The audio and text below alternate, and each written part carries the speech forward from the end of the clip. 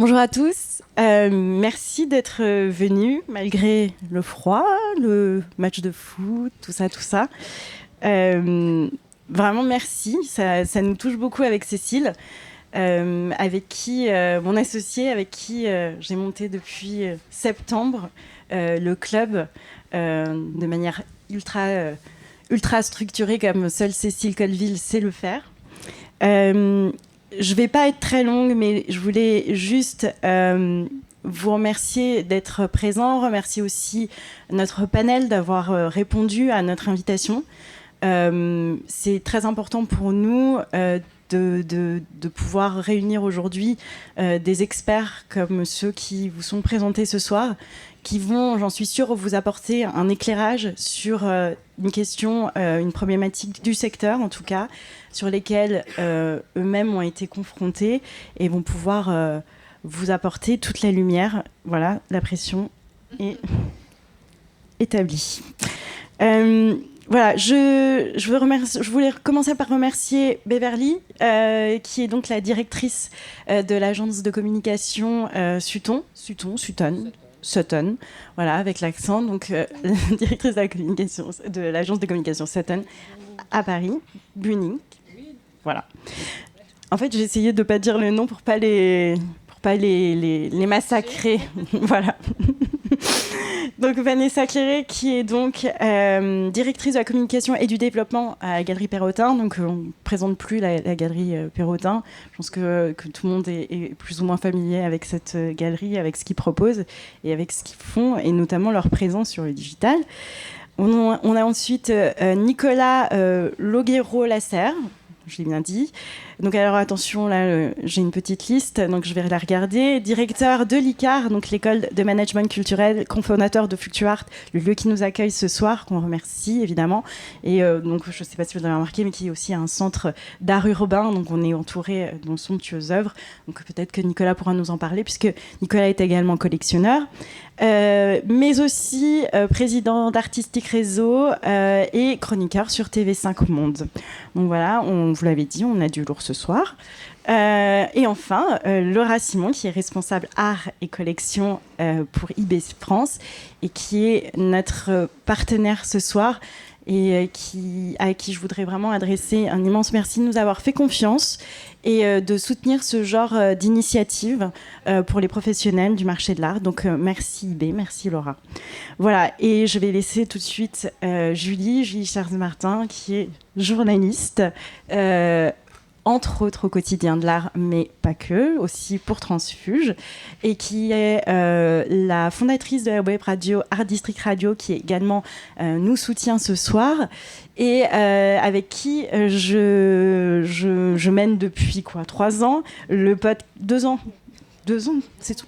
Le podcast Elles font le marché, qui donne la parole, aux femmes du marché de l'art, ce qui est souvent peu le cas, mais ce soir on remarque un intrus. Voilà. En tout cas, je vous remercie une dernière fois et je laisse la parole à Julie. Merci beaucoup Céline. Donc merci d'avoir fait les présentations parce que j'avais appris par cœur. Donc ça m'évite maintenant de... Voilà, donc ravie d'être à vos côtés ce soir pour parler du thème que l'on a intitulé comme ça, quelle stratégie de communication pour les entreprises du marché de l'art. Donc c'est un thème évidemment très vaste, mais on va essayer donc d'en éclairer quelques grands points avec quelques exemples et avec surtout des témoignages d'expérience de professionnels. Et pour commencer donc cette table ronde, l'idée étant de faire peut-être une petite introduction pour savoir effectivement depuis, par exemple, les 10 dernières années ou les 5 dernières années, qu'est-ce qui a changé dans les stratégies de communication des entreprises en général, mais plus particulièrement dans celle du marché de l'art, puisque le marché de l'art, vous le savez, est quand même un domaine assez singulier. Est-ce qu'on communique pareillement dans une entreprise qui est donc une entreprise du marché de l'art ou bien dans une entreprise classique? Et à mes côtés, à ma gauche, donc Beverly Bunning, vous avez été pendant 10 ans, je crois, directrice de la communication chez Christie's. Et aujourd'hui, depuis très récemment, depuis le mois de septembre, vous êtes directrice de la communication donc de cette agence de communication qui s'appelle Sutton, qui est une agence de communication internationale et qui ouvre en fait un bureau parisien. Et je vais commencer par m'adresser à vous parce que je pense que vous avez un regard un peu rétrospectif justement, et notamment au sein d'une des plus grandes maisons de vente au monde. Donc c'est intéressant de savoir comment ces maisons de vente faisaient il y a 10 ans et peut-être aujourd'hui, eh bien, avec cette transition numérique, ce tout digital qui a été précipité par le Covid, comment maintenant les personnes de la com chez Christie's opèrent. Donc je vous laisse la parole pour commencer. Merci beaucoup et merci de m'avoir invitée ce soir. Vraiment, je suis très touchée. Donc effectivement, moi, j'ai commencé chez Christie's en janvier 2011. Donc ça date un peu. Mais ce que je peux vous dire, c'est qu'au tout début, les moyens de communication étaient assez simples. On avait un communiqué de presse, on avait de jolies photos et on communiquait par email, par téléphone. Je me souviens d'un journaliste qui voulait absolument recevoir tous les résultats de vente par fax. Donc c'était quand même assez particulier. Mais voilà, je veux dire, c'était assez simple. On avait bien sûr des événements et le relationnel comptait beaucoup parce qu'à l'époque, nous n'avions pas de base de données comme on connaît aujourd'hui, comme SiJeune, etc., l'Argus de la presse. Enfin, on en avait, mais c'était vraiment des petits classeurs avec les noms des journalistes. On n'avait même pas d'email, on n'avait qu'une adresse postale pour envoyer des communiqués de presse. Enfin, c'était vraiment... on est parti de loin. Et encore, on avait passé les hectachromes. Je ne sais pas si certains savent ce que c'est. Mais là, ça remonte. Là, là c'est encore, disons, plus tôt. Mais effectivement, en tout cas... Depuis le Covid, ça a accéléré, même depuis les 10 dernières années. Instagram est né en 2010, je crois, mais c'est vrai que quand Instagram est arrivé, ça n'a rien à voir avec ce que c'est aujourd'hui. Mais aujourd'hui, en fait, en tout cas pour ma part, on ne communique pas forcément avec un communiqué de presse. On peut faire un pitch très simple, par email ou même par texto, si on connaît bien le journaliste. Les images restent vraiment très importantes parce que, encore une fois, les réseaux sociaux, on veut des images fortes, on veut des vidéos. Maintenant, on fait appel à des community managers. Donc voilà, tout ça c'est vraiment transformé, mais on a mon téléphone qui sonne bien sûr, et on a également les influenceurs, les podcasts. Enfin, ça a vraiment évolué et accéléré dans le sens où les gens veulent être au courant à la seconde, en fait. C'est pour ça qu'on voit des Instagram live, des Facebook live. On doit montrer où on est au moment présent, en train de visiter une expo. Hop, on va le poster tout de suite sur Instagram. Et en fait, c'est vraiment l'accélération de la communication. Donc, en tout cas, voilà, il y a eu quand même pas mal d'évolutions, heureusement. Et on a beaucoup d'outils aujourd'hui pour communiquer. Donc, ça, c'est quand même plutôt intéressant. Je ne sais pas si tu veux rajouter quelque chose. Vanessa Clairé, alors plutôt du point de vue de la galerie d'art, du coup. Effectivement, ces 2 dernières années, est-ce qu'elles ont été complètement dingues ou est-ce qu'il y a eu une sorte d'accélération que vous avez ressentie ? Oui, je rejoins pas mal ce que disait Beverly sur les changements de ces dernières années. Après, sur les toutes dernières années, on va dire Covid, post-Covid, c'est sûr qu'il y a eu un moment avec notamment la fermeture physique des lieux, et ce, dans le monde entier, parce que nous, nos galeries ont commencé par fermer. Ensuite, c'était l'Europe, et puis ensuite les États-Unis, et puis à nouveau l'Asie. Enfin, ça a été une sorte de boucle comme ça qui a duré un petit moment.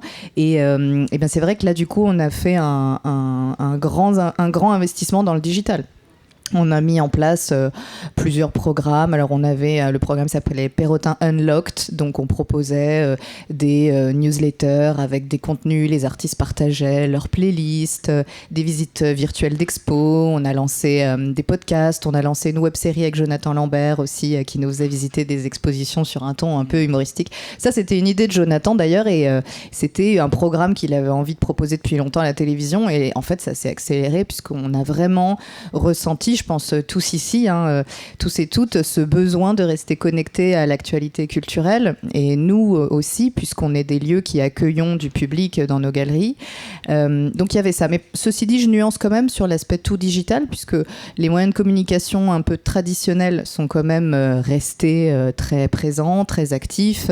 Les achats publicitaires, les relations presse et les parutions, les achats d'espace, et puis aussi des événements, parce que nous, post-Covid, on a organisé tout de suite des grandes expositions solidaires, par exemple en invitant 26 confrères, consoeurs, galeristes à exposer à la galerie. On a organisé une chasse au trésor au Grand Palais qui était vide puisque la FIAC n'avait pas lieu.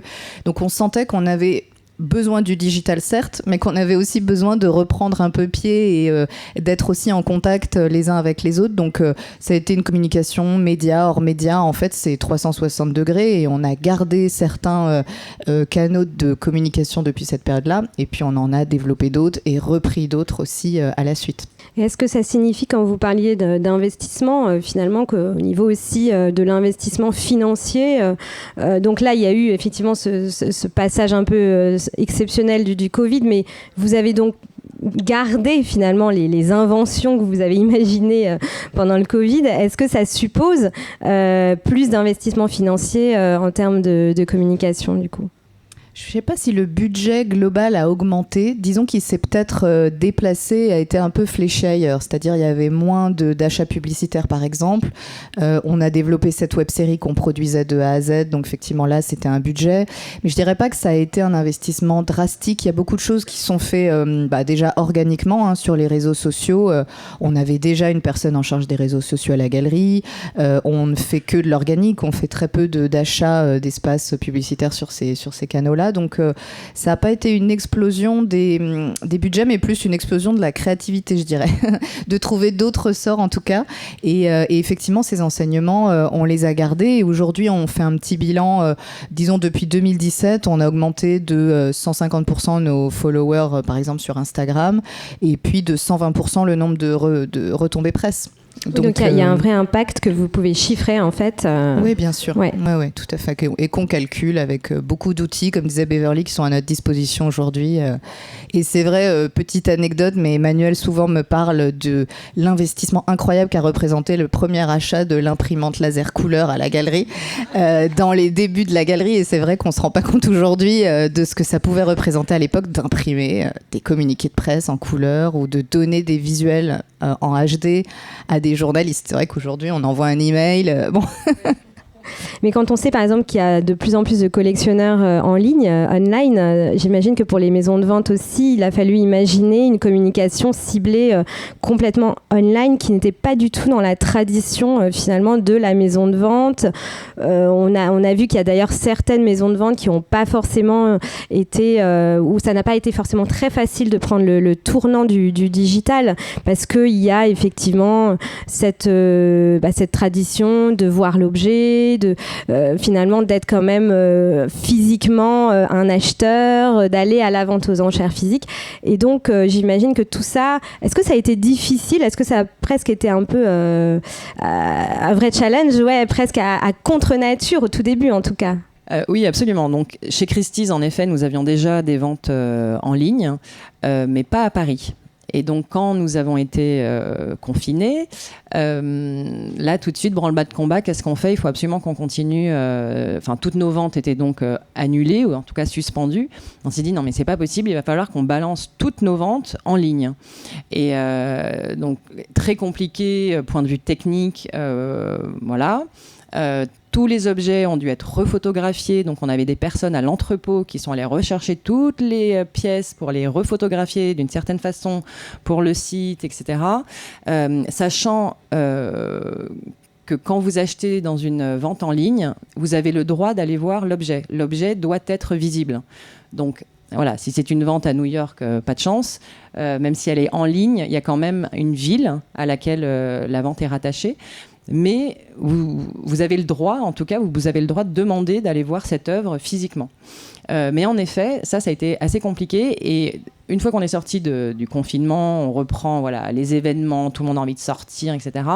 Mais effectivement, puisque les gens n'étaient pas complètement prêts à se retrouver dans une salle de vente aux enchères comme ça, on s'est dit, eh bien, on va la mettre en ligne, cette vente. Et donc là, on a dû faire appel à des énormes maisons de production, TF1, enfin vraiment l'équivalent, avec des types. Moi, je me suis dit, mais qu'est-ce qui se passe ? Il y avait des caméras partout, 360, des types avec des talkie-walkie, des micros c'est partout. vraiment de la production audiovisuelle, Non, mais en fait. complètement. Et donc, ça a coûté beaucoup d'argent. Beaucoup d'argent, mais c'était un investissement que Christie's vraiment a voulu faire. On a même fait des duplex Paris-New York, Paris-Londres, pour pouvoir avoir 2 ventes en même temps, des commissaires-priseurs qui se répondaient. Enfin, c'était un truc de fou. Et en fait, aujourd'hui, maintenant, c'est la norme. Et vous pouvez aussi bien être dans la salle que sur votre site internet, enfin que sur le site internet de Christie's, et suivre la vente, voir le commissaire-priseur, etc., voir ce qui se passe dans la vente. Donc c'est vrai qu'il y a eu un gros investissement et qui est resté aujourd'hui. Et Vanessa, est-ce qu'à la Galerie Perrotin, vous faites ça, des duplex entre Séoul et Paris ? On fait des Instagram live, comme on évoquait au début. Et puis, en fait, c'est effectivement l'aspect, le règne de l'instantané, c'est vrai. Et aujourd'hui, il y a beaucoup d'informations qui circulent très rapidement grâce aux réseaux sociaux, notamment aux newsletters, à l'envoi un peu massif comme ça de mailing. Et par ailleurs, il y a quand même une communication plus long terme, plus sur la durée. Et ça, c'est vraiment important à souligner, en tout cas pour les galeries de premier marché comme nous sommes. C'est-à-dire que nous, on travaille sur le long terme avec les artistes, donc il y a un effet immédiateté, le coup de com', le buzz, le ci, le ça, mais il y a aussi une communication peut-être moins visible, d'accompagnement d'un artiste, d'un nouvel artiste ou d'un artiste depuis longtemps, d'un repositionnement, d'accompagner une expo pas facile ou une œuvre ou un projet particulier.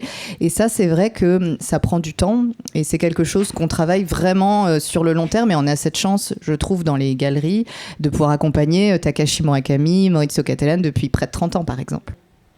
Et Nicolas, je voudrais vous poser une question, parce que vous êtes collectionneur aussi. Est-ce que justement, acheter une œuvre en ligne, par exemple, c'est quelque chose que vous avez déjà fait ou qui vous attire ? Est-ce que vous avez été séduit par ça ? Alors, c'est la question. J'ai 2 heures. Je trouve que on va acheter plus facilement une œuvre en ligne quand c'est un multiple. Une œuvre donc peut-être qui est plus accessible, peut-être pour une estampe, quelques centaines d'euros. Voilà, on se pose moins de questions, il y a moins d'enjeux. Le visuel va être plus clair, c'est signé, numéroté, etc. Après, sur des œuvres originales, à moins de très bien connaître l'artiste donc pas vraiment sur des œuvres originales importantes, mais plutôt sur des multiples. Voilà ce que serait ma réponse de collectionneur. Parce que en fait, je trouve que dans le rapport à l'œuvre, c'est quelque chose de vivre avec une œuvre, vous trouvez pas ? C'est comme vivre avec quelqu'un, c'est spécial. C'est fort. Eh bien, vivre avec une œuvre, je trouve qu'il y a quelque chose de fort. J'aime bien cette formule de vivre avec. Alors, est-ce que vous pouvez vivre avec quelque chose que vous n'avez pas ? Je ne sais pas. Mais par rapport à une œuvre originale, en fait, il m'est arrivé d'être vraiment très déçu d'avoir acheté en ligne dans une vente aux enchères ou un site, mais je pense à une vente aux enchères, et j'avais un catalogue, et en fait dans le rapport au format, en fait, même si après on connaît, si on a acheté des centaines d'avancées, 60, 80, on a idée de ce que ça fait, mais moi je continue à faire ça et je le recommande, je fais ok. Voyez, parce qu'il faut spatialiser le format, ensuite bien connaître ou pas la technique de l'œuvre et se rendre compte. Enfin, c'est très spécial. Et là, il n'y a pas longtemps, ça m'est arrivé. Mince, j'ai été piégé, quoi. J'ai vraiment acheté une œuvre et en fait, j'étais très déçu. Je l'ai trouvé pauvre par rapport à... Alors que je connaissais l'artiste, mais enfin, ça allait pas. Mais voilà, donc je trouve quand même sur des pièces originales, c'est quand même bien de voir l'œuvre. Je sais pas si j'amène quelque chose en disant ça, mais voilà. Alors Oui, sur oui. des estampes, voilà. Donc sur des primo collectionneurs comme ça, c'est génial. Les sites, les ventes en ligne, c'est vraiment parfait. Après, c'est quand même bien de voir l'œuvre.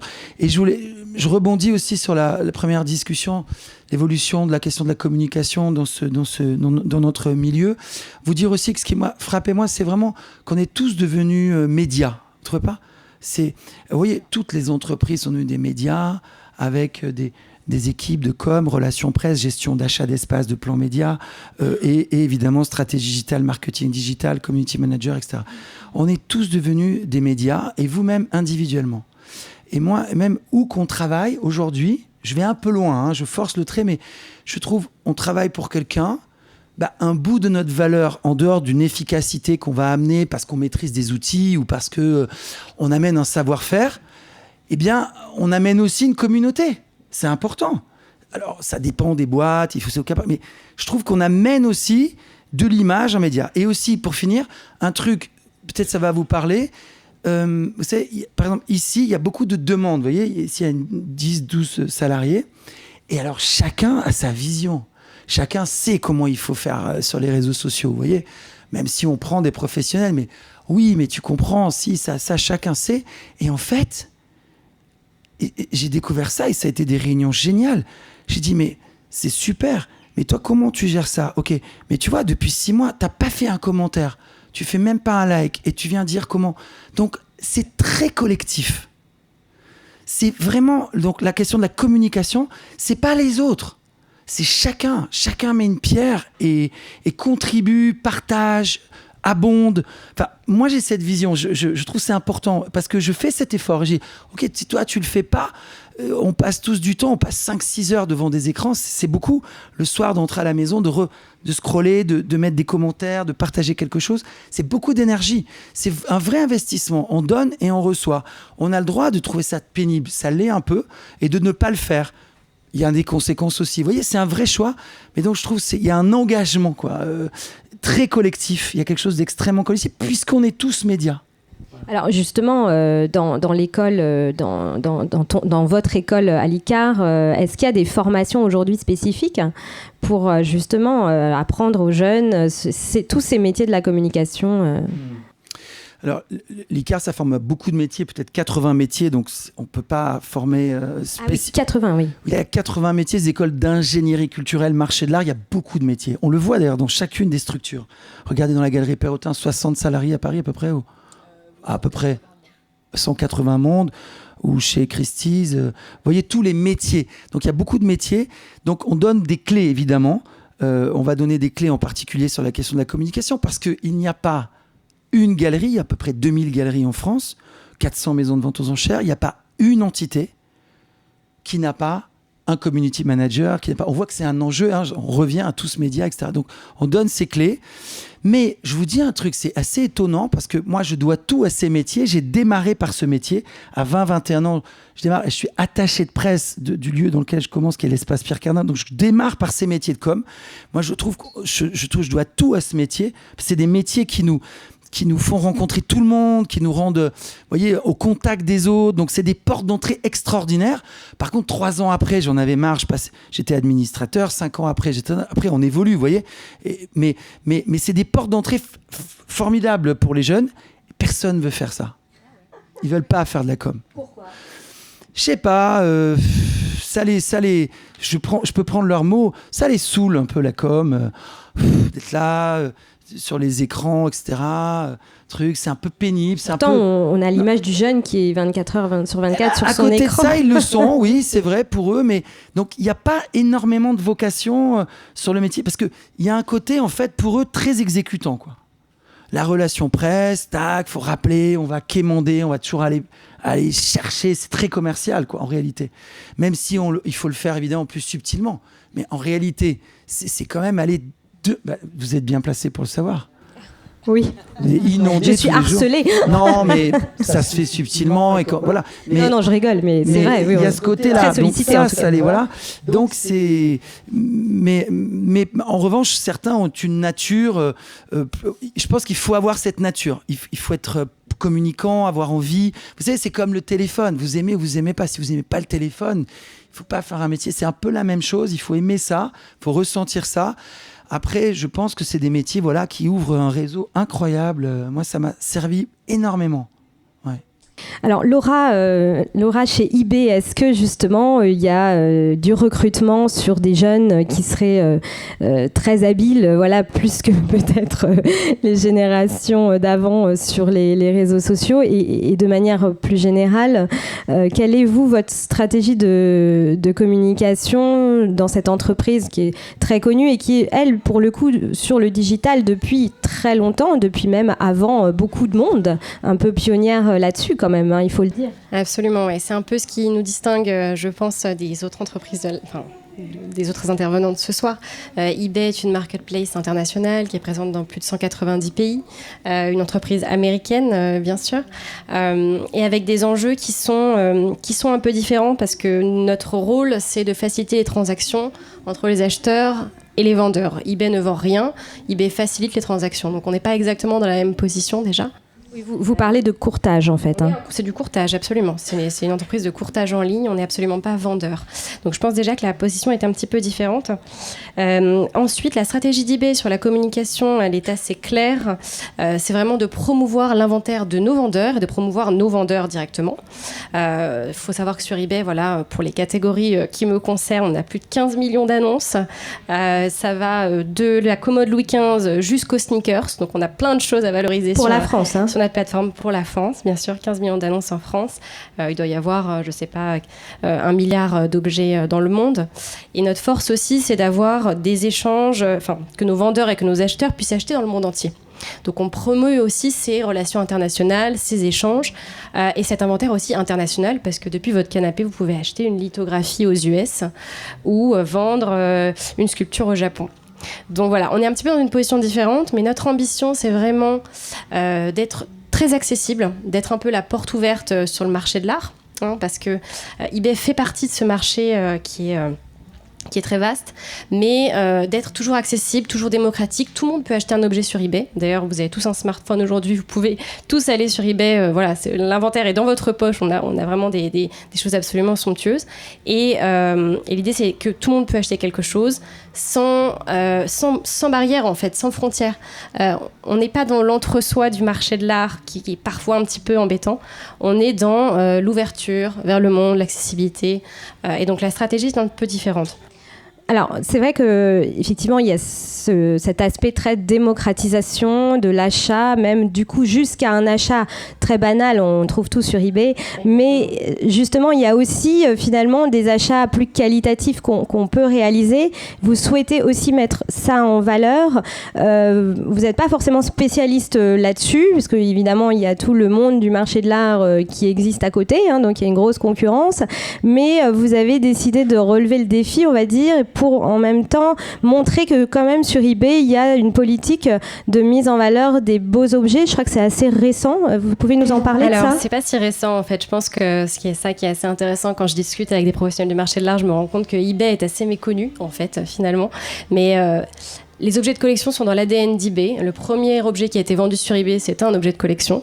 Et eBay existe depuis 1995. Donc, c'est l'ADN d'eBay, c'est l'identité d'eBay. Et je pense que c'est-à-dire que je pense qu'il y a des tendances globales, parce qu'évidemment, eBay est une entreprise internationale. Donc, dans le monde, on voit les NFT, on voit les cartes Pokémon, les sneakers. Ça, c'est des choses qu'on voit dans le monde eBay et dans le monde du marché de l'art de manière plus générale. Et il y a des choses qui sont très locales. En l'occurrence, en France, notre patrimoine est extrêmement riche. Extrêmement intéressant sur les objets d'art. Ça veut dire que la France est leader sur la catégorie art et objets de collection ? Dans le monde ? Pour eBay ? Alors, c'est oui, pas... oui, enfin par rapport aux autres pays, je veux dire... Alors, pas nécessairement. Je pense pas qu'on puisse dire ça. Par contre, ce qui est sûr, c'est que notre inventaire, comme vous pouvez le voir dans ces petites sélections, est absolument fascinant et s'exporte extrêmement bien. C'est-à-dire que la part de nos ventes internationales sur ce type d'objet est très, très importante. Donc le patrimoine français est désiré. Nos objets sur eBay sont vraiment désirés par des acheteurs étrangers. On pense aux États-Unis, bien sûr. Mais voilà, donc la stratégie qu'on a, qui est simple, c'est de mettre en valeur les beaux objets, les objets qualitatifs. Et vous avez ces petites sélections derrière moi qui sont des sélections thématiques qu'on fait très régulièrement. Notre objectif, c'est de, vous pouvez, sur eBay, on a tellement d'objets qu'on est obligé de sélectionner et de mettre en avant des tendances, de mettre en avant des choses qu'on voit. Alors, c'est des curations, mais en ligne. C'est exactement ça. C'est-à-dire qu'on fait des ventes, des pages dédiées avec des thématiques dédiées. Voilà, et vous avez même une nouveauté qui s'appelle le Live by eBay. Donc là, on rejoint un peu d'ailleurs les éléments de langage des maisons de vente aux enchères. Hein, donc, puisque les ventes en live, voilà. Donc là, c'est pas exactement la même chose qu'une vente aux enchères. Comment Alors donc sur eBay, pour vous indiquer cela, de manière un peu plus précise, sur eBay, vous avez plusieurs moyens de vendre. Vous pouvez vendre aux enchères. Évidemment, eBay est pionnier des enchères en ligne, comme vous le savez bien. Vous avez le moyen de vendre à prix fixe. Donc, simplement, vous vendez votre objet en ligne à prix fixe. Et à partir, depuis quelques temps, on propose ce format de vente, en fait, qui sont des enchères beaucoup plus dynamiques. C'est-à-dire qu'on va revaloriser nos enchères et, en fait, répondre à une forme de spontanéité qui est nécessaire aujourd'hui. Les acheteurs nous ont demandé cette spontanéité. Et donc, grâce à ces ventes, en fait, qui sont des ventes thématiques qui ont lieu une fois par mois, on vous permet d'enchérir sur un objet de manière ultra simple depuis votre téléphone. Vous avez votre téléphone dans la poche, voilà, vous avez l'habitude de ce format bien sûr, mais alors eBay n'est pas du tout une maison de vente aux enchères. Nous sommes un facilitateur, encore une fois, dans le sens où on permet à nos vendeurs de promouvoir leur inventaire sur ces ventes, de mettre en avant des objets qui sont exceptionnels. On leur demande par précaution de s'entourer d'experts pour avoir un peu plus de garantie et pour pouvoir distinguer ces objets de ce qui se trouve sur le reste de la plateforme. Et voilà, vous avez une expérience qui est fun, qui est accessible. Vous avez un timer qui se recharge de manière... à chaque fois qu'il y a une enchère, ça se recharge. Et ces ventes, elles sont géniales en fait. Elles nous permettent de montrer du street art, de montrer des sneakers, de montrer des montres vintage et de collection, du mobilier design. Et elles rencontrent un super succès aujourd'hui. Vraiment, c'est génial. On a eu peut-être 5 000 à 7 000 utilisateurs connectés par vente, hein, ce qui est quand même assez important dans ce marché. Et alors en plus, donc comme tout le monde aujourd'hui, vous êtes sur les réseaux sociaux évidemment, et vous avez aussi créé, donc on va peut-être un petit peu parler chacun des podcasts ou voilà un peu les réseaux sociaux, mais vous avez créé des stories un peu pédagogiques pour amener l'histoire de l'art aussi donc c'est une forme de démocratisation d'ailleurs aussi. Hein. C'est exactement ça. eBay est encore une fois une plateforme populaire, mais fière d'être populaire. Plateforme iconique et populaire. On est très très fiers de ça et notre souhait c'est d'inspirer avec les petites sélections qu'on a vues, de suggérer des beaux objets sur notre plateforme et aussi d'apporter une forme de pédagogie tout en étant très humble bien sûr et d'ouvrir en fait le marché. C'est vraiment notre souhait, c'est qu'en fait tout le monde peut acheter un objet sur eBay. Tout le monde peut se faire plaisir en achetant un bel objet sur eBay et ça c'est super. Et donc c'est pour ça qu'on a des stories, une communication sur Instagram qui est assez pédagogique. En fait, on est entre nous, on sait tous un petit peu ce qu'est un bel objet. Les matériaux, la valeur, etc. On sait un petit peu distinguer parce qu'on a l'œil, mais de manière générale, tout le monde ne sait pas ça. Et ça, je pense qu'il faut l'avoir en tête lorsqu'on communique sur le marché de l'art. En fait, si on veut conquérir de nouveaux utilisateurs, il faut avoir cette idée que il faut rester accessible, il faut parler à tous. Il faut parler au plus grand nombre, en fait. Et vous avez aussi renforcé votre service d'estimation, parce que ça, c'était important quand même pour avoir une sorte d'image, de garantie, parce que ça, c'est un peu ce qui fait peur, en fait, quand on achète en ligne. Hein. C'est ce que disait Nicolas tout à l'heure. Des fois, il faut quand même être sûr de ce qu'on achète. Oui, alors le service d'estimation, il permet en fait à tout un chacun d'estimer un objet de manière très simple en ligne, en 48 heures. Donc évidemment, ça se rapproche des services d'estimation qu'on trouve aujourd'hui sur le marché de l'art. On travaille justement avec des experts qui sont reconnus, que vous connaissez peut-être, France Estimation. L'idée derrière ça, c'est toujours le même message, c'est-à-dire qu'à chaque moment de vie, vous avez peut-être le souhait de vendre suite à des événements de la vie que vous connaissez tous, la succession, des événements plus tristes, etc. Donc voilà, on a un message, encore une fois, très accessible, de se dire voilà, que vous pouvez estimer votre objet, vous en aurez une valeur plus juste et vous pouvez le mettre en vente sur eBay ensuite. Donc en fait, on ouvre encore une fois le marché parce qu'on permet à tous de devenir vendeurs. Les objets d'art et de collection ne sont pas forcément la valeur n'est pas toujours connue, hein, c'est quand même quelque chose d'assez opaque, il faut se le dire. Donc on permet à chacun de devenir vendeur et de proposer un objet sur eBay à une valeur plus juste. Donc en fait, c'est aussi une garantie pour nos acheteurs, parce que ces objets, évidemment, quand ils se retrouvent sur eBay, ils ont déjà une valeur qui a été estimée, donc une valeur plus sûre pour nos acheteurs également. Et vous communiquez un peu là-dessus, c'est-à-dire que je crois que quand on va aux puces, il y a certains marchands qui mettent, qui sont sur leur vitrine. Voilà, la vitrine d'eBay, enfin, ouais. Oui, alors ça c'est un autre point qui est assez intéressant, absolument. En fait, eBay a été un soutien pendant la période du Covid à la digitalisation des entreprises, du marché de l'art. On a énormément d'antiquaires sur eBay, notamment aux puces. Il y a beaucoup de gens qui vendent sur eBay. Et on communique grâce à un programme qui s'appelle Toujours ouvert sur eBay, que vous pouvez en fait afficher une petite autocollant sur votre vitrine avec un QR code, hein, c'est très simple, qui vous redirige vers votre boutique eBay. Tout simplement. eBay a cette volonté depuis toujours, c'est encore une fois dans l'ADN d'eBay, d'être un soutien économique et de pouvoir permettre à certaines professions de se digitaliser, de vendre en ligne et de pouvoir participer à l'économie de manière générale. Alors en parlant toujours de vente en ligne, Vanessa Clairet, à la Galerie Perrotin, les ventes en ligne, est-ce que c'est quelque chose d'important en termes de... Est-ce que vous vendez en ligne à des collectionneurs beaucoup ou pas ? J'aurais du mal à répondre à cette question précisément parce que aujourd'hui, en fait, il y a plusieurs manières de vendre et quelquefois, effectivement, l'email, le partage d'informations digitales fait partie du processus de vente. C'est un peu ce que disait Nicolas tout à l'heure. On a des collectionneurs qui suivent un artiste pour lequel on peut avoir des listes d'attente. Donc, dès qu'on a une nouvelle exposition, on envoie une liste d'œuvres disponibles, souvent sous forme d'images ou de PDF. Et donc, le collectionneur achète par ce biais-là, vient peut-être après voir l'œuvre à la galerie ou pas, s'il habite à l'autre bout du monde. Donc ça pourrait compter comme une vente en ligne d'une certaine manière.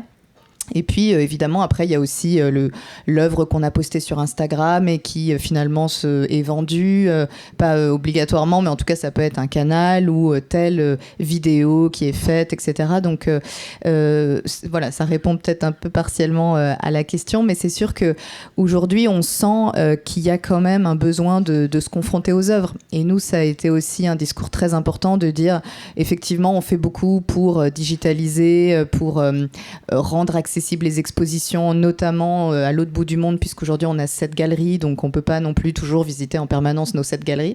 Mais en même temps, il est vrai que l'expérience de visiter une exposition, de se confronter à une œuvre, de regarder un tableau, une sculpture, ça reste ce qui fait un peu le sel de notre profession aussi. On accueille beaucoup de visiteurs à la galerie.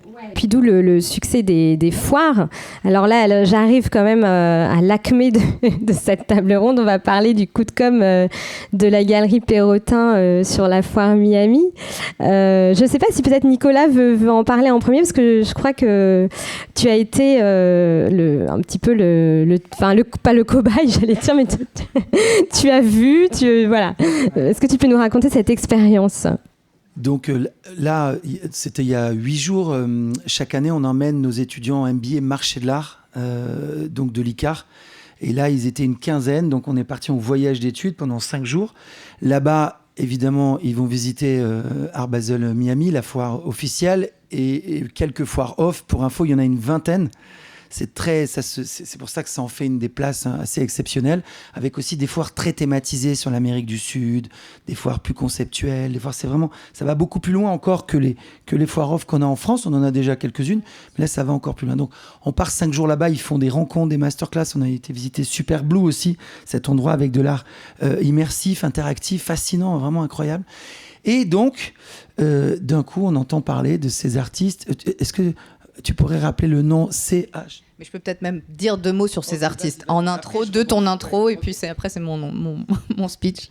Mischief, qui est donc un collectif d'artistes de Brooklyn avec qui on vient de démarrer une collaboration. Et donc eux, tout leur projet, c'est de prendre le contre-pied de la culture populaire. Donc ils ont été assez connus et ils ont fait le buzz parce qu'ils ont customisé des baskets Air Jordan de Nike, et donc ils ont mis dans les bulles d'air de l'eau bénite par exemple, et donc c'était la version sainte, holy, et il y avait la version enfer où là ils ont mis du sang dans ces bulles, et donc Nike les a attaqués. Ils ont fait également d'autres versions avec des Vans, avec des Converse. Ils ont travaillé aussi sur des iPhones avec des numéros de célébrités, et donc on a leur première exposition à la galerie qui a ouvert en novembre à New York. C'est la première fois qu'ils ont une exposition dans une galerie d'art officielle, puisqu'ils ont toujours travaillé de façon un peu en marge, et ça a été leur positionnement, et c'est un groupe de jeunes gens très jeunes, hein, donc voilà. Donc on leur offre leur première exposition. Emmanuel est persuadé que c'est le futur du monde de l'art. Il est très très enthousiaste, et on se dit on va montrer une de leurs œuvres à Miami en parallèle de l'exposition. Et donc cette œuvre, c'est un bancomat, comme un distributeur, vous savez, un distributeur de billets. Et moi, j'arrive et je vois vraiment 150 personnes autour. Je suis un peu stupéfait. Je vais voir. Alors, heureusement que j'ai fait ça. Ça m'a évité d'être humilié ensuite. Je vais voir une des directrices de la galerie. Il y avait plusieurs directrices françaises de la galerie. Et je lui dis, raconte-moi, qu'est-ce qui se passe? Et elle m'explique, voilà, les gens mettent leur carte bancaire. On peut retirer de l'argent si on veut. Et là, il y a le solde de votre compte qui apparaît. Et ça fait un classement. Et ça fait un classement, les riches, les pauvres. Sur un grand écran. Et donc, c'est génial. Alors, évidemment, c'est choquant, surtout pour nous, Français, tout c'est très, très choquant. Et en même temps, génial, parce que ces artistes, ces garçons, filles, je sais pas, c'est que des garçons. Voilà, ce collectif, voilà, c'est ça, c'est exactement ça. Mais ils dénoncent cette société dingo dans laquelle on est quand même. Enfin, je m'étale pas, mais on se comprend. C'est quand même dingo, ce fric, toujours que ça. Surtout à Miami. Ici, nos 4x4, c'est des mini. Là-bas, les 4x4, c'est double et triple. Tout le monde est refait à Miami. Vous voyez, les hommes, les femmes, c'est stupéfiant. Non, mais c'est vrai. Non, mais c'est stupéfiant. Bref. Donc, c'est un peu l'ambiance fin de monde, franchement. Quand nous, on est là, tous les jours, on écoute Jean-Marc Jancovici, on voit ses prises de position sur LinkedIn, on se dit, merde, il faut faire quelque chose, il faut changer le monde. Vous allez là-bas, vous dites, on est perdu. Et donc là, vous tombez là-dessus. Et donc, elle m'explique ça. Et je lui dis, bon, je vais le faire, c'est trop drôle, parce que tout le monde attendait que quelqu'un se jette dans la gueule du loup, vous voyez. Personne n'osait y aller. Et elle me dit, bon, juste sache que les cartes françaises, ça marche pas, donc il y aura 0. Je trouvais ça génial, parce que s'il y avait écrit mon découvert ou mes 500 € sur mon compte, j'étais mal. Alors donc j'y vais, je retire $20. La tension se porte comme ça, c'est vrai, performance. Et puis, je retire $20. Les gens sont là, qu'est-ce qui se passe? Et tout le monde guette. Il y avait une télévision sud-américaine qui filmait, bordel total. Et là-dessus, apparaît 0. Et là, c'était un scandale. J'ai choqué tout le monde. J'étais vraiment le sous-mec qui était là dans la foire Basel Miami. Et là, je me rappelle, le mec crie à côté, $0, $0. C'était vraiment, c'était choquant. J'étais banni comme ça. Et moi, j'ai tendu mon billet de $20. Je dis, non, j'ai pas tout perdu, j'ai $20. C'était très drôle, voilà. Tout ça a été filmé. J'ai posté sur mon Instagram et je suis devenu influenceur. Grâce à Emmanuel Perrotin à la galerie. Non, mais blague à part, puisqu'on parlait de communication, je boucle là-dessus, c'est génial. Je trouve ça malin, parce que le fond, en plus, dit des choses. Il y a quand même un regard politique, sociétal de ces artistes. Il y en a un aussi de la galerie de mettre ces artistes en avant pour dire ça, que c'est le règne du fric, etc. Alors, c'est vrai que ça fait un peu le comble pour une des plus grosses galeries du monde, mais quand même, voilà, c'est le culot de le dire. Et puis moi, ça m'a renvoyé 2 ans avant, où il y avait le même bordel avec cette banane de Maurizio Cattelan, vendue $50 000 de mémoire. 120 000, pardon, où il y en avait plusieurs, non, une édition de 3, je crois.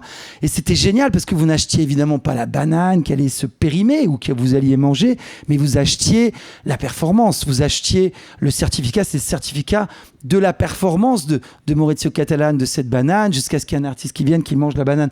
Et donc, moi, je trouve ça chouette parce que ça fait parler de l'art. Alors, est-ce que c'est de la bonne manière, etc. On pourrait développer, mais moi, je trouve ça quand même super. Ça, c'est fun, moi, j'aime beaucoup. Voilà. Vanessa, ouais, du coup, est-ce que justement, quand vous attendiez à ces réactions. Est-ce que vous avez pensé à ça en amont ? Pour cette œuvre en particulier, c'est-à-dire que je pense que c'est aussi intéressant de se demander dans quel contexte on fait les choses et pourquoi. Et c'est vrai que là, encore une fois, donc on venait d'inaugurer cette collaboration avec ces artistes, on avait l'expo à New York, on s'est dit on va montrer cette œuvre et on savait, à Miami en particulier, mais parce que c'est encore une fois le projet des artistes.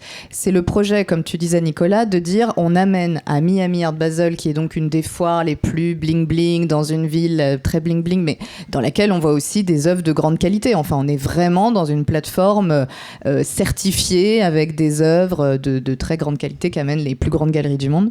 Ça faisait sens de le montrer là-bas et on savait qu'à un moment, on allait s'emparer de ce sujet. Il y avait The Art Newspaper, donc là, puisqu'on parle de communication, qui avait l'exclusivité, qui a le premier dévoilé le fait qu'on allait montrer cette œuvre. Donc, il a commencé à avoir un certain engouement. Et puis, c'est sûr qu'ensuite, les célébrités sont venues jouer le jeu, parce que c'est une foire dans laquelle viennent Leonardo DiCaprio, Kim Kardashian, etc. Bon, ils ne sont pas tous venus dans la TM, mais certains sont venus mettre. Et puis, donc, ça a monté. Je crois alors, que le compte en banque, du coup le plus haut, c'était 9 millions. Quand même sur le compte courant. C'était qui ? C'était je sais plus, je crois que c'était un collectif de personnes qui s'étaient mais bon, qui du coup venaient avec une carte. Mais ce que je voulais dire, c'est que oui, il y a l'aspect coup de com et je pense que ça peut faire partie d'une stratégie, mais c'est aussi toujours en lien fondamentalement, enfin en tout cas nous en ce qui nous concerne, avec le projet de l'artiste. C'est-à-dire que Maurizio travaillait depuis des années sur cette idée sur cette œuvre-là. Alors ça peut paraître fou, mais oui, il a mis des années à conceptualiser cette œuvre qui, quand on connaît un peu le travail de Maurizio Cattelan, est complètement logique en fait. Et l'idée avec Emmanuel, et c'est là aussi qu'on voit la relation entre un galeriste et son artiste, c'était de dire tu sais quoi, cette œuvre, on va pas la montrer dans une exposition à la galerie ou dans un musée à Blenheim où t'es invité. Non, on va la montrer sur une foire. Sur une foire, pas n'importe laquelle, à Miami. Et donc, c'est là aussi qu'une œuvre peut se déployer, tout comme les toilettes en or de Maurizio Cattelan ont été achetées par le Guggenheim, et ensuite il y a eu toute cette polémique avec Trump qui a demandé, bref. Donc, c'est aussi le lieu qui fait, et je crois qu'aujourd'hui on parle d'art contemporain essentiellement, enfin pas que, mais en grande partie.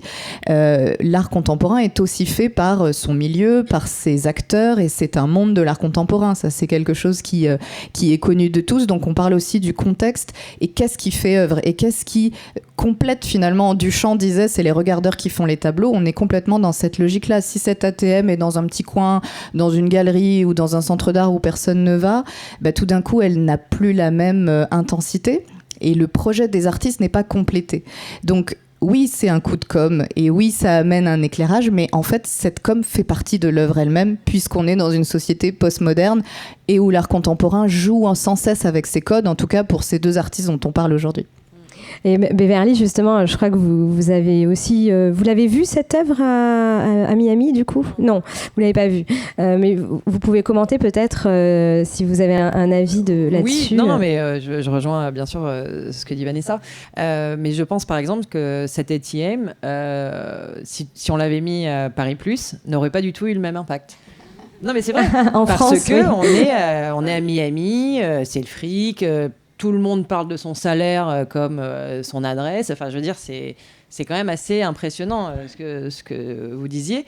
Mais en attendant, voilà, je pense que c'était, comme tu as dit, le bon moment, le bon endroit, etc. Donc, ça devient une signature Perrotin. Mais oui, mais voilà, bien ça devient sûr. oui, complètement. Oui, mais on attend d'ailleurs. Hein. Et Perrotin qui devient une marque. Et Perrotin qui devient une marque, et on rejoint ce que vous disiez, Nicolas, sur on devient des médias, on devient des marques, et c'est un peu le monde d'aujourd'hui en fait. Hein. Oui, ouais. oui, et les grandes galeries, donc Gagosian, Perrotin, c'est pas Larry Gagosian et Emmanuel Perrotin. C'est vraiment, voilà, on retire. Enfin, vas-y. Non, mais pardon. En tout cas, c'est aussi quelque chose que met en avant Emmanuel, c'est l'aspect collectif de la galerie. C'est vrai que c'était avant Galerie Emmanuel Perrotin, puis Galerie Perrotin. Aujourd'hui, on est Perrotin. Notre logo, c'est oui. Perrotin. On est un collectif de 180 personnes. On choisit les artistes collectivement. Ça aussi, c'est important de le souligner. On vote. Ouais, on a tout un système qu'on appelle le brainstorming, où on échange, etc. Bon, Emmanuel a le dernier mot, mais pas toujours. Et c'est aussi ça qui fait qu'on peut se développer à l'international, parce que s'il y avait qu'une seule personne qui devait prendre toutes les décisions, ce serait absolument impossible. Et puis aussi la façon de communiquer varie en fonction des lieux dans lesquels on se trouve. C'est vrai que on a ouvert par exemple une deuxième galerie à Séoul en septembre, c'est très important pour moi, même si j'ai une vision globale sur la communication, d'avoir des équipes sur place qui sont coréennes, qui savent ce qui peut fonctionner, quels sont les influenceurs à inviter. C'est sûr que quand on a un membre de BTS qui vient et qui fait un post, on a 3 millions de likes et de gens qui veulent venir voir les expos. Donc c'est aussi très important de travailler avec les codes locaux, et ça Emmanuel il l'a très bien compris. C'est pas du tout incarné par sa seule personne. Aujourd'hui effectivement la galerie est un label, j'ai envie de dire.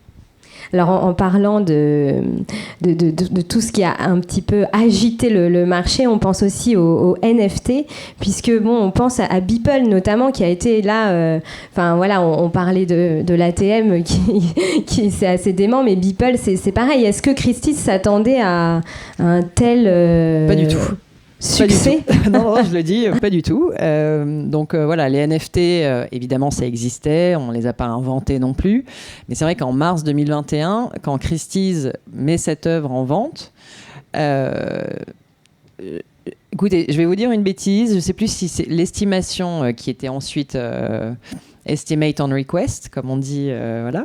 Je sais plus si c'était 10 000 $ ou 100 000 $. Mais en attendant, cette œuvre s'est vendue 69 millions de $.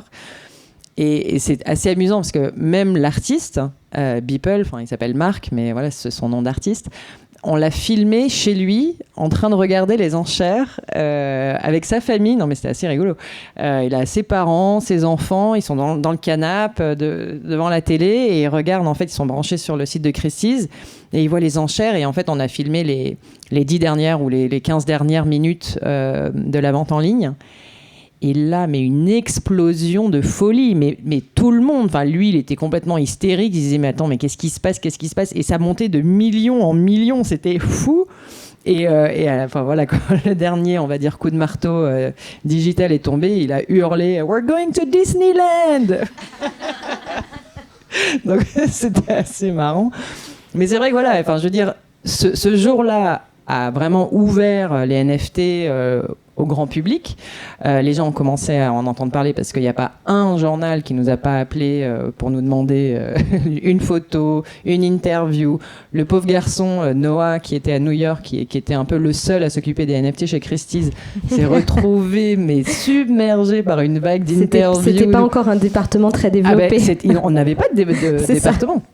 Et aujourd'hui, il y a un département, mais il n'y avait pas de département. Oui, donc il y a vraiment eu un avant et un après Beeple. Ouais. Exactement. Et aujourd'hui, on parle de NFT. C'est pas encore très, très, très grand public, mais en attendant, dans le marché de l'art, effectivement, on parle des NFT et il y a plein de plateformes aujourd'hui qui se développent. On cherche de nouvelles idées.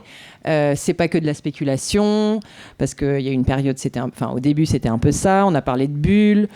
Cette bulle qui va exploser, ça fait 2 ans, elle est toujours là. Oui, c'est ça se structure aussi finalement. Hein. Je sais pas votre avis, Nicolas, là-dessus, mais. Je remonte un tout petit peu dans le temps, avant cette vente spectaculaire qui a été un record mondial. 2 ans avant, on a quand même 3 Français qui sont les Obvious, donc pionniers dans les NFT, mais aussi dans l'intelligence artificielle, qui, sur demande de Christie's, donc, confient une pièce, une œuvre de la famille Bellamy. Ils ont fait travailler l'IA, l'intelligence artificielle, à partir de 10 000 œuvres prises dans de la data, 10 000 œuvres anciennes du 16e, 17e, 18e. Et la machine, avec les technologies GAN, vous voyez, il y a une espèce de gendarme qui prend toutes ces images et qui en génère. Et donc, bref, ils en confient une. Et moi, je suis proche d'eux à ce moment-là parce que j'ai acheté la toute première 1 an avant, je les ai soutenus et donc voilà, je les accompagne un peu dans des conseils. Ces garçons connaissent rien à l'art au départ. Il y a un chercheur en IA, 2 diplômés d'école de commerce, et il crée ce collectif Obvious qui a maintenant 5-6 ans, qui a été exposé dans le monde entier, etc. Mais là, et je vous confie quelque chose, on est filmé, c'est ça le problème. Mais j'ai jamais raconté ça publiquement. C'est que tous les 3 dînent à la maison, donc 10 jours avant la vente. Et puis ils me disent, écoute, c'est ridicule, ça va pas se vendre, quoi. Ils étaient angoissés, vous voyez, l'angoisse de l'artiste, c'était estimé entre 7 000 et 10 000 $. Ils étaient pas bien, c'était il y a 4 ans. Et donc ils étaient pas bien, j'ai dit, écoutez, je vais la couvrir. J'étais grand seigneur, vous voyez, j'ai dit, je vais la couvrir, la pièce, Et au moins, vous prendrez pas un camouflé, vous allez à New York tranquille. Et donc, je passe un ordre. J'étais là, je pensais être le grand sauveur, vous voyez. Et donc, je passe un ordre à $7,000. Mais pour vous dire, je vous le jure, j'étais là, ils étaient à la maison. Il n'y avait aucune certitude. Donc, ça corrobore ce que tu as raconté là. Et donc, ils partent là-bas. Et l'œuvre a fait $430,000. Donc, c'est pour vous dire, c'est ça le début de l'histoire en réalité. Et après est arrivé, voilà. Et donc, c'est des Frenchies, ils sont là. Depuis, ils ont été exposés à l'Ermitage, au British Museum, et ils sont rentrés il y a 3 semaines dans la galerie Magda Danitz. Par ailleurs, c'est une galerie beaucoup plus petite que la galerie Perrotin, mais proche aussi. Hein. Je sais que ces 2 galeries sont proches. Et ils viennent de rentrer chez Danitz. Ils ont vendu 3 NFT chez Kamel Menour l'année dernière. Et ils ont eu un parcours incroyable. Et donc, ils m'ont appelé ce soir-là, quelques minutes après. C'était fou, quoi, pour vous dire à quel point tout ça était totalement imprévu. Et maintenant, sur le fond, sur ce regard, effectivement, sur les NFT, parce qu'on a tous un regard sur les NFT, c'est vraiment une martingale, ce truc. Et donc, c'est que, en fait, c'est vrai que ça a démarré mal, tout le monde le consent. Ça a démarré mal parce que vous voyez, ça a été très spéculatif, effectivement, ce mot revient beaucoup, et aussi très médiocre, pas curaté. Donc on a tous vu comme ça, en allant sur ces plateformes, OpenSea, Superart, des choses un peu de mauvaise qualité. Vous voyez, puis un mélange entre des collectibles, des petits gifs animés, des photos, vous voyez, il y a eu tout ce mélange un peu insipide. En tout cas, très médiatisé, parce que coup, à chaque fois quelqu'un, pour revenir à la communication, c'était un moyen aussi peut-être, une galerie fait un NFT, forcément un journaliste va appeler. Voilà, donc ça, c'est... Je crois qu'avec l'effondrement des cryptos, ça a remis un peu les compteurs à zéro. Vous voyez, c'est comme 2008, des phases comme ça d'assainissement. Et ça y est, je crois que... Et Dieu sait que j'étais vraiment le premier sceptique, mais je pense que c'est un marché qui est en train de se structurer. Enfin, un marché, au-delà même d'un marché, c'est en train d'être curaté. La sélection va être faite. On va, j'espère, moins voir tout et n'importe quoi.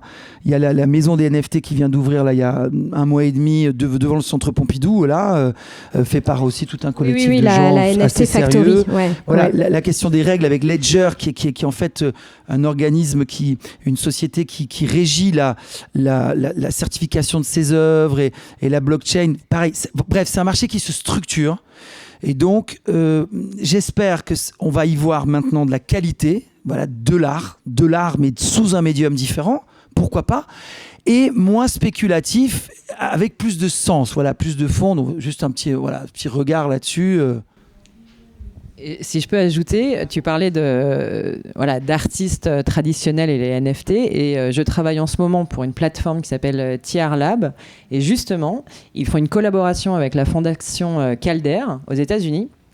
Ils ont fait appel à un artiste digital pour réinventer les mobiles de Calder et les transformer, les réinterpréter en NFT.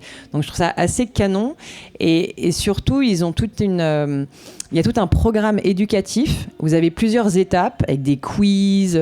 Donc en fait, on ne peut pas accéder au NFT, on ne peut pas l'acheter si on n'a pas passé toutes les étapes pour vraiment connaître l'artiste. Et je trouve ça assez cool. Et donc c'est vraiment, voilà, maintenant on amène des artistes traditionnels, l'art traditionnel. On a tout un projet éducatif qui vient se mettre avec la technologie. Et je trouve, en tout cas, cette plateforme en particulier, je trouve intéressant, quoi. Alors, je crois qu'on arrive à la fin. J'entends la musique qui m'annonce que voilà, c'est la fin. Évidemment, on n'a pas pu aborder tous les sujets qu'on avait envie d'aborder, mais bon, ça pourrait être l'occasion de se revoir et de rediscuter même autour d'un verre. On voulait aussi parler un peu des influenceurs, mais bon, ça pourra faire l'objet d'une autre table ronde. On voulait un peu parler des milléniums, c'est de la génération Z, évidemment. J'imagine que vous avez tous des stratégies de com très ciblées aussi sur ce nouveau public qui arrive. Voilà, donc en tout cas, merci beaucoup à tous les 4. Le Web3, ce sera peut-être du coup pour 2023. Je ne sais pas si peut-être un mot de la fin pour justement, juste rapidement, chacun à votre tour, nous dire pour vous 2023, voilà comment ça s'annonce le marché de l'art, si vous avez une petite vision là-dessus. Ouais, ok, je me lance. Alors peut-être sur le Web 3, justement. 2023, le problème, c'est que nous avons des projets formidables qui arrivent à la galerie, mais je ne peux pas en parler encore. Mais voilà, suivez-nous sur les réseaux sociaux. Et le Web 3, le Web 3, c'est hyper intéressant parce qu'on est vraiment aujourd'hui dans une société de décentralisation de l'info. C'est un peu ce que tu disais aussi, Nicolas, tout à l'heure. On est tous devenus des médias. La galerie, oui, aussi, est un média. Nous le sommes tous. Et du coup, c'est intéressant en termes de partage d'infos, de stratégie aussi de communication et de vente également. Donc, ça a déjà commencé. Je pense que ça va s'intensifier. Et le développement dans le métaverse aussi, c'est des choses qu'on regarde beaucoup. Ceci dit, nous, on se penche sur beaucoup de ces questions-là. On interroge aussi le poids carbone de toutes ces nouvelles technologies, notamment les NFT, qui nécessitent aussi beaucoup d'énergie pour être mintées. Mais voilà, c'est aussi pour ça qu'on ne se positionne pas, en tout cas en termes de communication sur ces points. On accompagne nos artistes dans leurs projets, mais la galerie en elle-même, on attendra d'être plus structurée et plus organisée pour communiquer là-dessus. Nicolas, un petit mot sur un beau projet en 2023. Est-ce qu'il y aura du Web 3 dedans? Ça me fait plaisir de partager ça avec vous. Donc, Fluctuart a 3 ans et demi. Fluctuart, ça a été l'objet d'un appel à projet pour remporter l'emplacement. Il y avait une trentaine de personnes qui voulaient arriver là. Là, je vous parle d'il y a 5 ans maintenant. Et donc, on a été donc finaliste. On a remporté cet emplacement. On a fait construire cette barge qui était à l'idée d'un objet très hybride.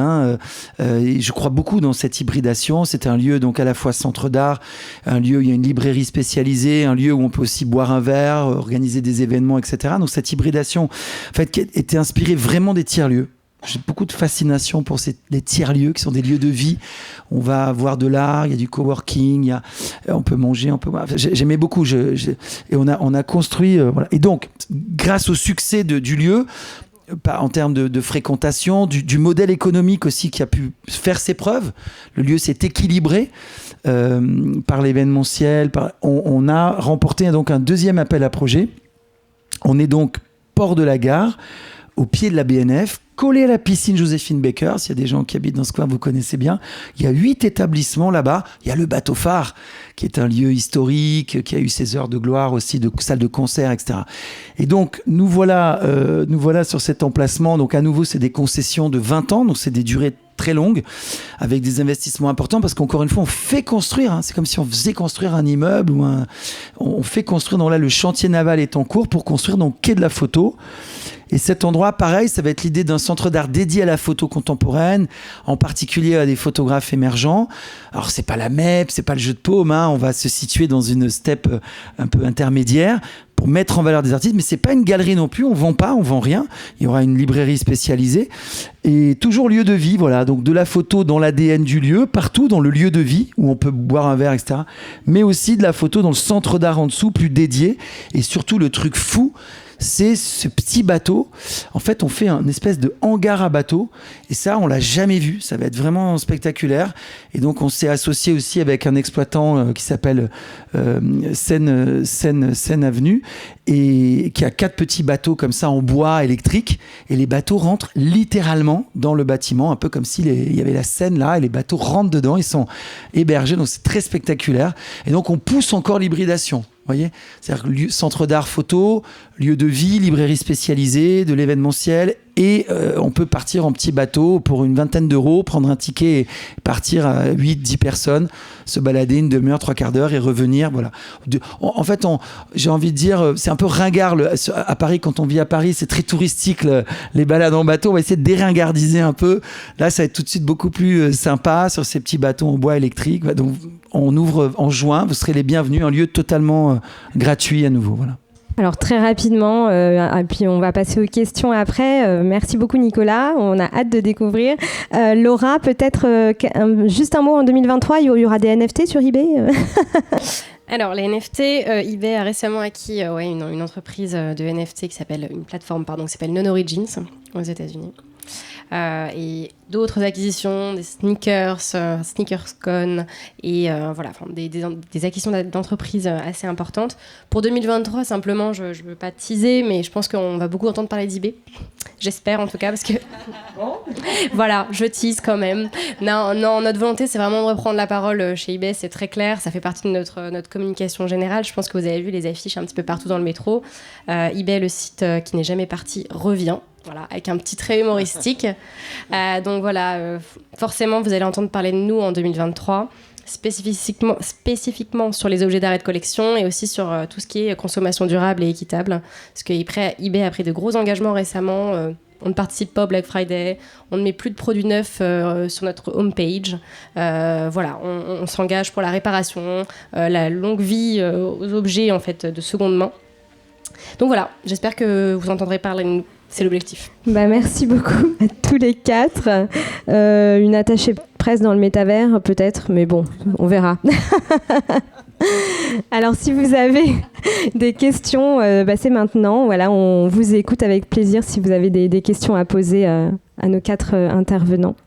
Pour chacun d'entre vous, d'ailleurs, c'est un sujet qu'on a abordé, le NFT, mais le NFT a surtout permis au monde des galeries et au monde des maisons de vente aux enchères de toucher des personnes qui n'étaient pas spécialement, qui n'étaient sûrement jamais rentrées dans ces espaces. Donc une catégorie de millennials, mais aussi des personnes qui étaient liées davantage au milieu du financier ou de la crypto-monnaie. Avec la crise justement des crypto-monnaies, peut-être que certaines de ces personnes qu'on a transformées en collectionneurs vont continuer à acheter des œuvres d'art et ça c'est génial. Quel va être le prochain produit, quel est le prochain sujet qui va nous permettre d'avoir une nouvelle clientèle au sein du marché de l'art? Est-ce que ça va être le sujet de l'écologie ou est-ce que vous voyez autre chose? Ouais, c'est une question très intéressante. Nous, à la galerie, on ne vend pas de NFT en tant que tel. On promeut, on accompagne nos artistes qui ont des projets NFT comme Takashi Murakami avec ses Murakami Flower, par exemple, ou JR qui vendait des NFT au profit des Ukrainiens. Mais du coup, je rebondis sur les nouveaux collectionneurs parce que nous, en tout cas, la galerie, c'est vraiment un motto d'Emmanuel qui est un self-made man, qui n'a pas le bac, qui vient d'une famille classe moyenne. Voilà. Il ne veut pas justement que ce monde de l'art, les œuvres, les travaux d'artistes soient réservés uniquement à une élite. Alors, ces grands collectionneurs nous permettent aussi de financer la galerie. C'est notre modèle économique. Enfin, ces grands, ces petits, ces moyens collectionneurs. Donc, on a des lieux qui sont ouverts au public gratuitement avec des expositions de grande qualité. On accueille 800 à 1000 personnes par samedi à la Galerie dans le Marais, par exemple.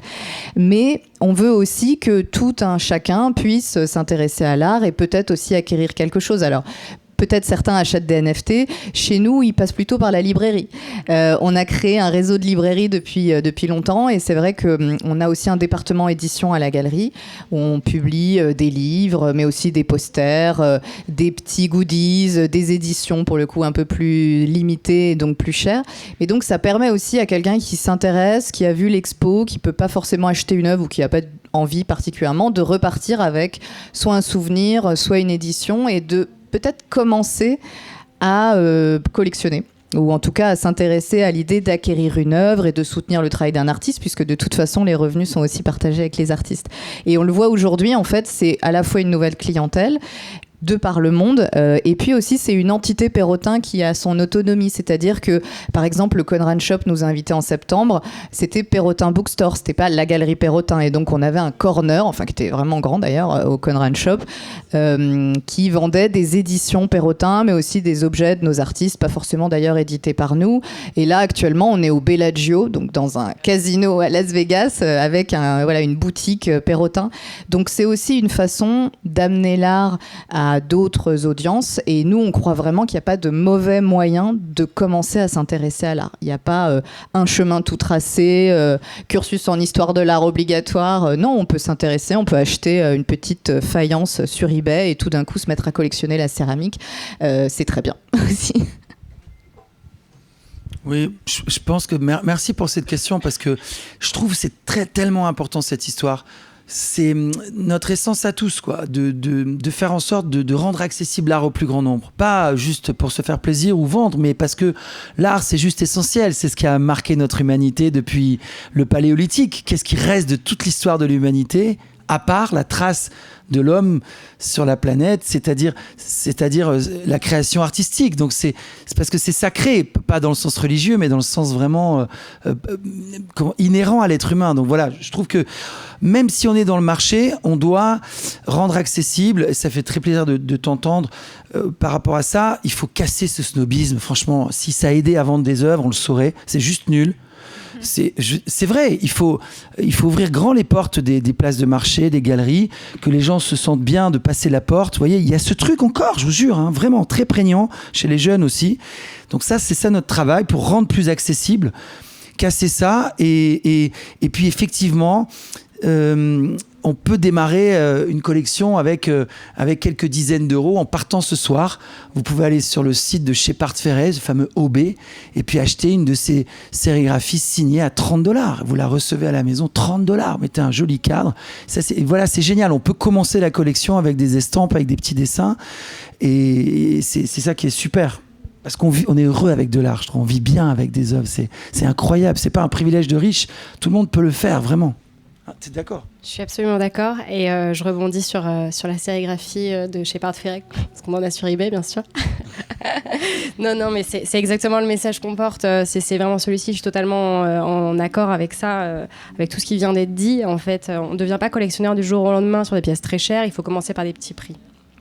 Et c'est exactement la stratégie qu'on a sur eBay, c'est de commencer par des petits prix accessibles, de faire des sélections d'objets sympas, des lithos, des photos en noir et blanc, des éditions. Alors bien sûr, il y a de l'art qui est un peu commercial, hein, des éditions de musées, etc. C'est intéressant, c'est un premier pas.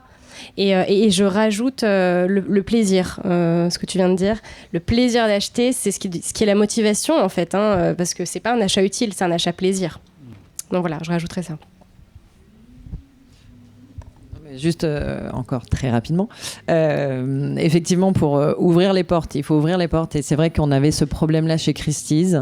Pendant très longtemps, les gens n'osent pas rentrer dans les maisons de vente aux enchères, ils ont l'impression qu'il faut un carnet de chèques pour pouvoir rentrer. Et en fait, les expos sont gratuites, ouvertes à tous. On peut toucher les œuvres alors qu'on n'a pas le droit dans les musées. Chez Christie's ou Sotheby's, Arcurial, Drouot, vous avez le droit de prendre une commode, la retourner, sortir les tiroirs, vous pouvez faire ce que vous voulez. Donc c'est vraiment... essayer des vêtements, absolument. Pendant la collection de la garde-robe Yves Saint Laurent de Catherine Deneuve, on avait pas mal de nanas, dont moi, qui se sont amusées à essayer quelques vêtements. C'est assez sympa. Mais voilà, en tout cas, il ne faut pas hésiter. C'est vrai que ça fait un peu peur, mais même une galerie comme Perrotin, tu vois, tu dis, oh là là, attends, Perrotin, tout de suite, ça va être très cher. Alors que pas du tout. Voilà, aller à la librairie. Et chez Christie, c'est pareil. Vous avez des objets à 50, 100 euros. Quand il n'y a pas de prix de réserve, on est obligé de baisser le prix. On est obligé d'aller tout en bas. Il y a des trucs qui se vendent pour 10 balles. Donc c'est vraiment... 10 balles, vraiment Sûr, je l'ai vu. 10 euros, un tapis, voilà, une succession, un truc. Et effectivement, tu es obligé de baisser le prix jusque... voilà. Donc s'il n'y a personne, il n'y a personne. Mais tu es obligé de baisser le prix. Enfin, voilà. Bon, écoutez, merci. On va rester là-dessus, du coup. Merci beaucoup à tous les quatre d'être venus. Et puis, on va vous libérer. Ou bien, vous pouvez rester avec nous aussi. Je ne sais pas si on a marqué un but depuis 20h. Mais bon, on va peut-être le découvrir maintenant. Merci. Merci à tous. Merci à vous quatre en tout cas, merci à Julie d'avoir permis cette belle conversation et avec ces sujets très éclairants. Merci à tous d'être venus et surtout n'hésitez pas à prolonger les échanges, il y a un cocktail qui vous attend juste derrière et ce sera avec plaisir de continuer à parler avec vous.